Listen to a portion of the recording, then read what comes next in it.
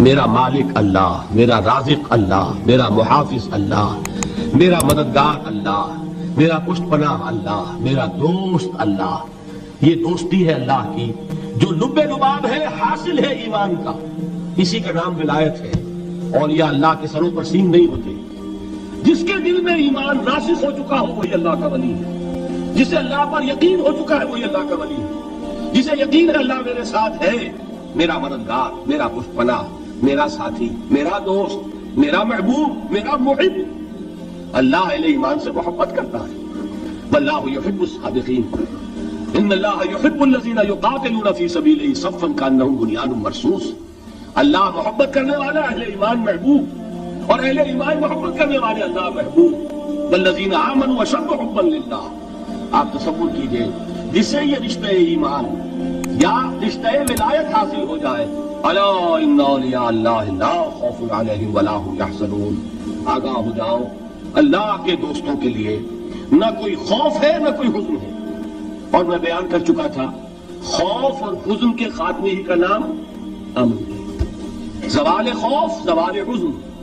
یہ خوف اور حزن کیوں آتے ہیں بار بار؟ اللہ تخافوا ولا تحزنوا، دونوں آ گئے. الا ان اولیاء اللہ لا خوف علیہم ولا هم یحزنون، پھر وہی دو. وہ کیوں ہے؟ خوف ہوتا ہے کسی مستقبل کی بات کا، یہ نہ ہو جائے، وہ نہ ہو جائے، یہ نقصان نہ پہنچ جائے، یہ تکلیف نہ ہو، یہ غضب نہ آ جائے. خوف ہے مستقبل سے. حزن ہے یہ کیوں ہوا، یہ نہیں ہونا چاہیے تھا، یہ میرا فلاں چیز میرے ہاتھ سے جاتی رہی، فلاں موقع نکل گیا، اور بیٹھے ہوئے ہیں اندر ہی اندر کوڑ رہے ہیں، صدمہ ہے اور رنج ہے. اور جو اللہ پر ایمان رکھتا ہے وہ جانتا ہے ما اصاب من مصیبت فی الارض ولا فی انفسکم الا فی کتاب من قبل ان نبرأها ان ذلک علی اللہ یسیر لکی لا تعصوا علی ما فاتکم ولا تفرحوا بما آتاکم واللہ لا یحب کل مختال فخور. اس زمین میں یا تمہاری جانوں میں کوئی تکلیف، کوئی مصیبت نہیں آ سکتی سوائے اس کے کہ جو اللہ نے لکھ دی ہو اس سے پہلے کہ وہ ظاہر ہو.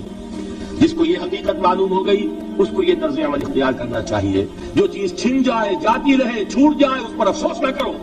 کس نے چھینی؟ دوست نے. دوست کے فیصلے پر شکایت. دوستی کو بٹا لگا رہے ہو. سرے تسلیم خم ہے جو مزاج یار میں آئے. اگر دوستی ہے تو پھر تو تمہیں گردن جھکانی چاہیے کہ ہر ساقی ہماری عین الطاف است، جو بھی میرا ساقی میرے پیالے میں ڈال دے اس کا کرم ہے. جو اس کی طرف سے آئے اس پر کوئی رنج نہیں، کوئی صدمہ نہیں، کوئی غم نہیں، کوئی شکایت نہیں، کوئی شکوہ نہیں. اور جو ہوگا وہ اس کے اذن کے بغیر نہیں ہوگا، اور اس کا اذن ہوگا تو یقیناً میرے لیے خیر ہی خیر ہے، چاہے وہ ناگوار شے ہو، بظاہر مجھے اچھی نہ لگ رہی ہو، میری شارٹ سائٹڈنس میں مجھے وہ نظر آ رہی ہے کہ میرے لیے بری ہے. لیکن قرآن نے کہا ہے عسیٰ ان تکرہوا شیئا وہو خیر لکم وعسیٰ ان تحبوا شیئا وہو شر لکم واللہ یعلم وانتم لا تعلمون. ہو سکتا ہے تم کسی چیز کو ناپسند کرو درحال کہ اسی میں تمہارا خیر ہو، اور ہو سکتا ہے تم کسی چیز کو پسند کرو درحال کہ اس میں تمہارا شر ہو. اللہ جانتا ہے، تم نہیں جانتے. جب مجھے یہ بات معلوم ہو گئی میں نے اپنا معاملہ اللہ کے حوالے کیا. سپردم پہ تو مایا خیش راہ اتانی حساب کم و بیش راہ. اے رب جو تو چاہتا ہے وہ ہو، تیرے علم میں جو شے میرے لیے خیر ہے وہ ہو جائے. میری کوئی پسند نہیں، میری کوئی چاہت نہیں، یہ ہے راضی برضائے رب. اکبر الہآبادی نے اسے کہا ہے رضائے حق پہ راضی رہ. یہ حرف آرزو کیسا؟ خدا خالق، خدا مالک، خدا کا حکم تو کیسا؟ جب میں آ گیا بیچ میں میری پسند، میری مرضی، میری خواہش، میری چاہت، یہی تو شرک ہے. ما شاء اللہ کان وما لم یشاء لم یکن. جو اللہ نے چاہا وہ ہوا، جو اس نے نہیں چاہا نہیں ہوا. اختیار اس کا ہے، میرا تو نہیں. رضائے حق پہ راضی رہے، یہ حرف آرزو کیسا؟ خدا خالق، خدا مالک، خدا کا حکم تو کیسا؟ اقبال نے اسے کہا ہے فارسی میں. اب آپ کہیں اس کا ترجمہ بھی کرو تو وہ مجھے ذرا اس وقت کچھ بہت ہی بدذوقی کسی بات نظر آئے گی. جائیے پوچھئے کسی سے جسے فارسی آتی ہو.